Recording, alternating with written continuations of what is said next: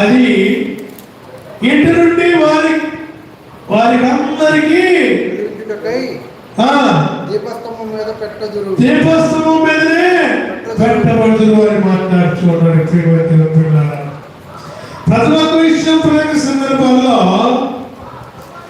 ఏంటంటే ఇది అర్థం ఏంటంటే దేవుడైన యెహోవా మనకి ఎంతో వెలుగునిచ్చాడు, మనకెంతో భవిష్యత్తుని ఇచ్చాడు, మనకి ఎంతో పవిత్రమైన స్థితి ఇచ్చారు. కనుక మనం ఏం చేస్తా ఉన్నా ప్రతి ఒక్క విషయం ప్రతి సందర్భాల్లో ఆయన్ని మనం ఎదురు తిరుగుతూ ఉన్నాం, మనని దూషిస్తూ ఉన్నాం. దూషించుకోకుండా నువ్వు ఎప్పుడైతే ఆయన యొక్క సన్నిధిలో ఆయన చెప్పినటువంటి ప్రతి మాటను నువ్వు విని గ్రహిస్తావో అప్పుడు నీకేమవుతుందంట, గొప్ప మేలు చెబుతారండి ప్రభువారు. ఆ మేలు కలగబోటానికి గల కారణాలు ఏంటంటే మనమే పరీక్షించుకోవాలంటున్నాడు.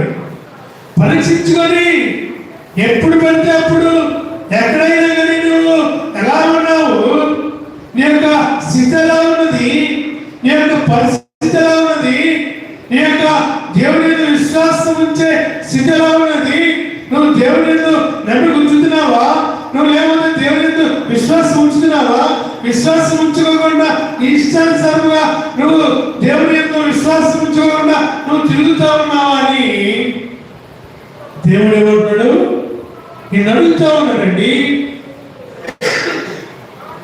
అడుగుతా ఉన్నప్పుడు ప్రతి విషయంలో కూడా మనం ఏం చేస్తామంట, మనుషులు తమ సత్క్రియలను చూసి పరలోకమందున్న మీ తండ్రిని మహిమపరిచినట్లు వారి ఎదుట వెలుగును ప్రసాదించడట.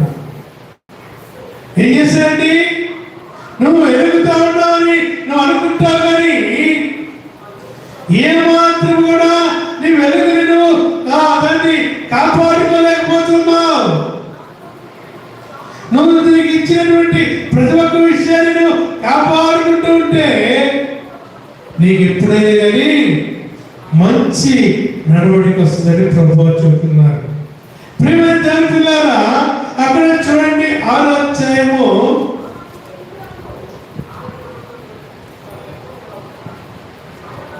22వ వచనం.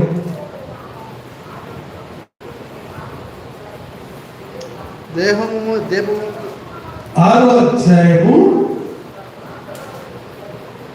22వ వచనం. దేహమునకు మీ దీపము కనుక దేహమునకు దీపము కన్నే గనుక మీ కన్నులు తేటగా ఉండునే నీ కన్ను తేటగా ఉండునేలా దేహమంతయు వెలుగై ఉన్నది, నీ దేహమంతయు వెలుగైండి. నీ కన్ను చెడుదైతే నీ కన్ను చెడుదైతే నీ దేహమంతా చెడు చీకటమై నీ దేహమంతయు చెడిసి చీకటమై ఉండి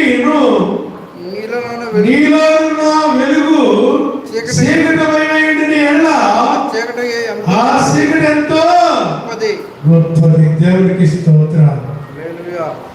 ఏమంటారండి ఇక్కడ ప్రతి ఒక్క విషయం ప్రతి సందర్భాల్లో దేవుడైన యెహోవా చెప్పే మాట ఏంటంటే దేహానికి దీపము కన్నే కనుక నీ కన్ను జాగ్రత్తగా చూసుకోవాలన్నాడు. మనం ఏది పడితే అది చూస్తూ ఉంటాం, ఎలా పడితే అలా తిరుగుతూ ఉంటాం. అది కాదు, కానీ నీ దేహానికి దీపము కన్నే కనుక కన్నుని జాగ్రత్త చూసుకుంటున్నాడు. కన్ను జాగ్రత్త చూసుకోవాలంటే దేవుని మీద విశ్వాసం ఉంచి దేవుని మీద నమ్మిక ఉంచి ఎంతో విధేయత కలిగి నడవడమే కాదు, కానీ ప్రతి విషయంలో కూడా జాగ్రత్త వహించాలి. ప్రతి ఒక్క సందర్భంలో దేవుని యొక్క విశ్వాసం నుంచి నడుచుకోవాలి.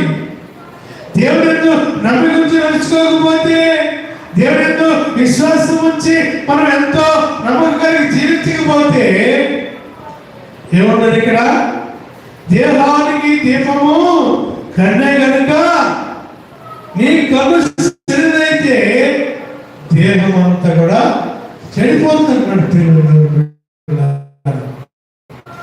కన్నుని కాబట్టి జాగ్రత్త.